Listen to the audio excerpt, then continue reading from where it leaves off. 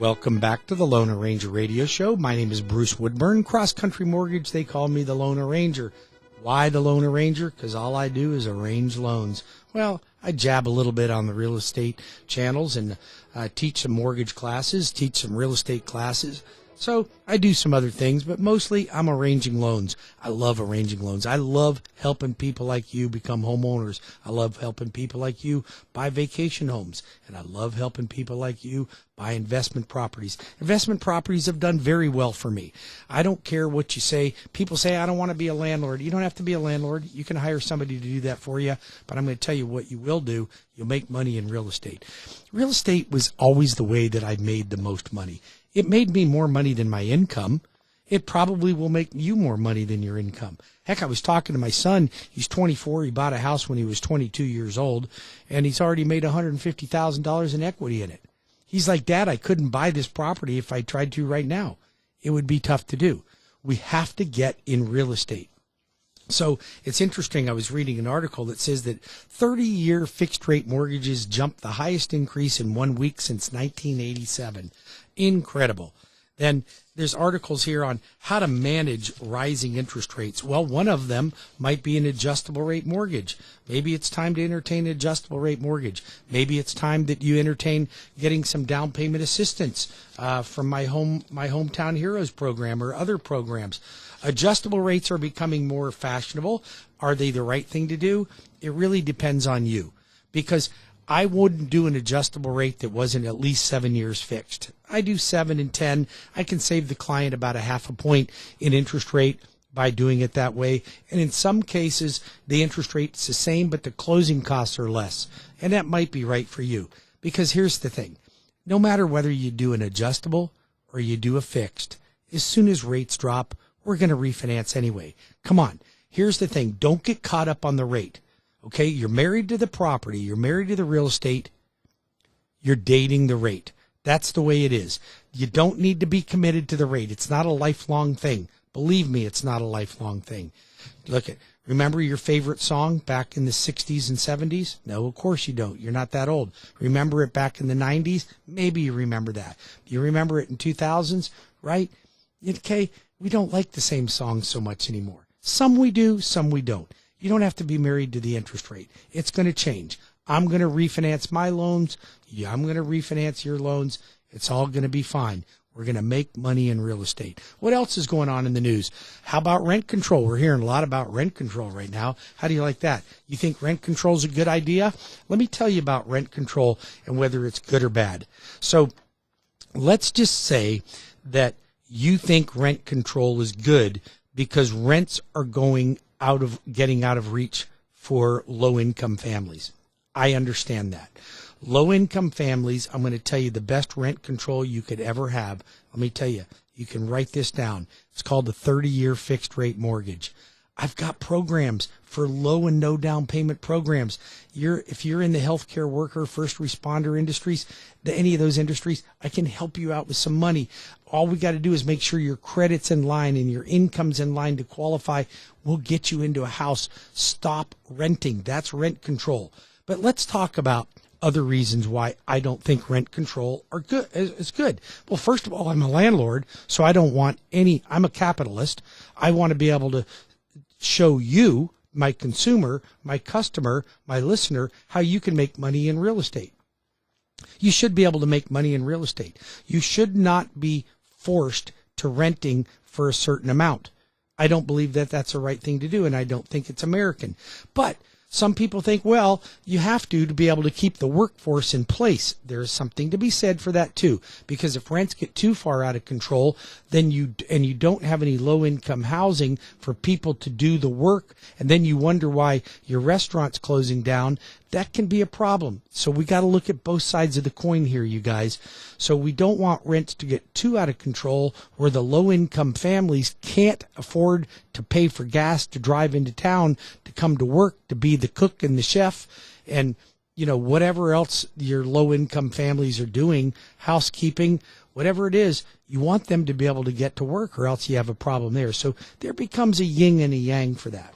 But let's talk about cities that have enacted rent control, like New York City, and San Francisco.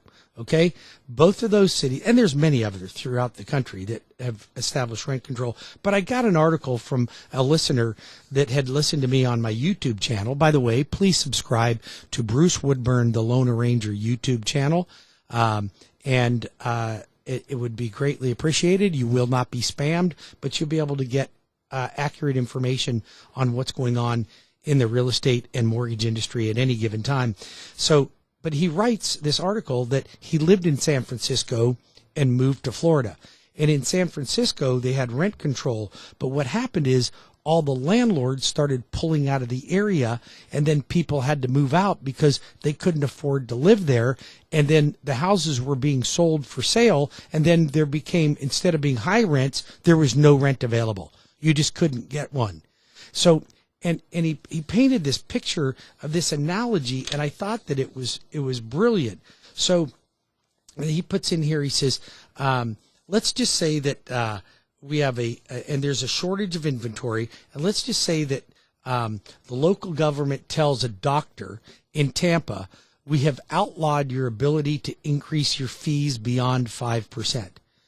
Well, what do you think the doctors are going to do? They're going to leave the area and go to work for a place where they can make the money that they believe that they're worth. So then let's take another analogy. Let's just say that a government tells a local restaurant that we're outlawing your ability to increase your menu prices by beyond 5%. Now, some people may say, well, that's a good idea. It's a terrible idea. Then there'll be a shortage of restaurants and the owners will relocate. The same thing will happen with rental units. It happened in San Francisco. It happened in Berkeley. It happened in New York City. Rent control is not the right thing to do. The right thing to do is low-income families are going to have to find places that they can find low-income housing, or fix it by becoming a homeowner. You become a homeowner, you'll never turn back. You'll never turn back. That's rent control. 30-year fixed-rate mortgages. The Lone Ranger is in the business of helping you. I will bend over backwards to help you fix your credit, figure out a way to get you into a house. Write this phone number down, 407-706-3313. 407-706-3313. Go to my website and do an online application at WeBringYouHome.com. WeBringYouHome.com. It's as simple. It doesn't get any easier than that. I want to help you. If you know somebody renting right now, here's their options, okay? They're going to pay higher rent, or they're going to move back home.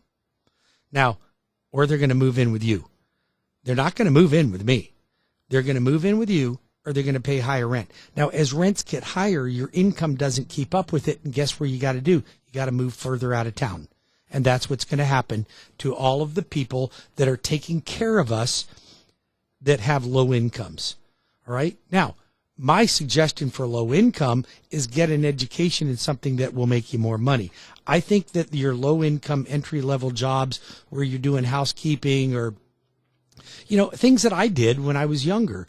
I mean, I swept floors, I mopped floors, I seal-coated driveways and parking lots. I painted parking bumpers. I've done it all. I dug ditches. I broke up concrete. I worked a jackhammer. I cleaned sewer drains out. Yes, I did. I cleaned sewer drains out for the city of Maitland. You do what you got to do to get to the next step.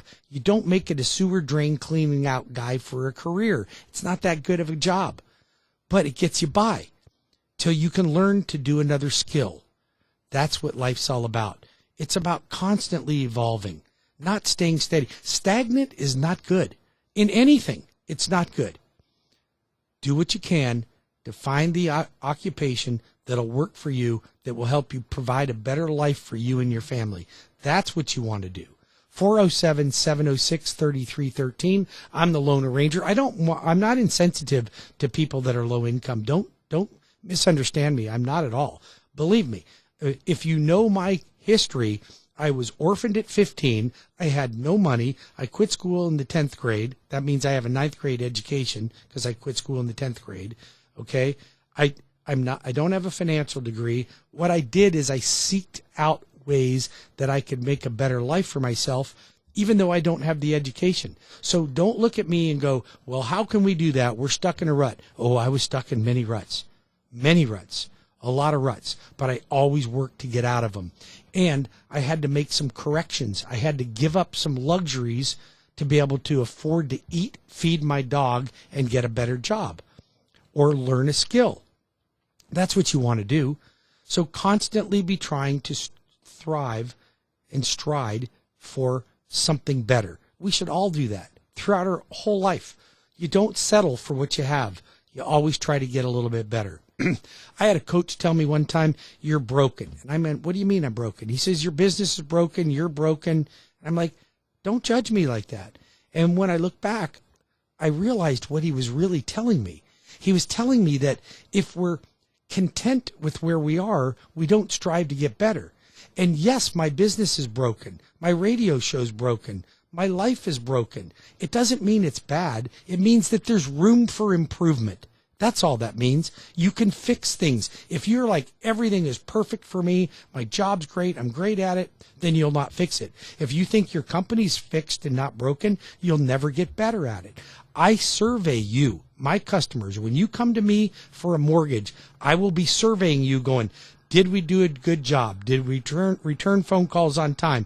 Did we close smoothly? Did you get a great rate? Did you get great closing costs? Did my team cater to you? Did we answer phone calls quickly? Did we respond to emails quickly? If you're not satisfied with that, or you think things could have been better, then you tell me, I fix it. That's our job. We should always be trying to give our customers a better experience. And if we think we're fixed, we won't be doing that. We're going to be continuing to go in that direction and not fix things. That is what's really broken. So when you come to me, I'm always looking to make your experience even better. Now, you Google me. I'm a 4.9 Google review. I'm a 5.0 Zillow review. I think my reviews are pretty stellar, but that doesn't mean I'm perfect. It means that there's still room for improvement. Your job needs improvement. Your life needs improvement. Maybe your marriage needs improvement. Maybe you need to be a better father, a better mother. Maybe you need to spend more time with your kids. Could be any number of things. I don't know what your circumstances are, but we all could get better. And when you start looking and pointing at other things that cause your situation to be bad, then you're a victim. And when you play the victim, you never get better. Let me help you get out of the victim role and into taking ownership of your life and helping improve it one step at a time. My step and my role in your life is to help all of your friends and family become homeowners or buy multiple properties to make money in real estate. I don't charge money to even teach you this. I show you what I learned. I show you what I do every day. 407-706-3313. I'm the Lone Ranger, delivering the good, the bad, and the ugly. I don't believe in rent control. I don't care that interest rates are going up. Not that I don't care. I still buy property because I'm going to refinance. I take advantage of real estate because I know it makes me money. I'm not opposed to adjustable rate mortgages, but I'm not completely sold that they're the right thing based on rates where they are. If they hit 8, 7.5, and 8, I'm into the arms. But right now, I did fixed rates. I just closed 2 loans on my own personal loans. I did fixed rates. I didn't do arms. I could have done an adjustable. It doesn't mean I won't get back into that. The other thing I like to do is to help you find other ways to be able to get into real estate. Maybe it's my construction program. Maybe it's a rehab. Maybe you want to buy a house and rehab it. Okay, maybe you want to learn how to get into a first-time home buyer program. Maybe you want to learn about my Homes for Heroes program, or I have a program called Homes that helps homeowners without getting locked up into government money that you have to repay. Do you want to know about other down payment assistance programs? Are you interested in my self-employed bank statement program where you can leave your tax returns at home because I don't want to see them? I've got all kinds of things that can help you and your family have a better life and understand how to make money in real estate. Stay tuned for the last 5 minutes of the Lone Ranger radio show. I'll be back right after these messages. 407-706-3313 or WeBringYouHome.com. Be right back.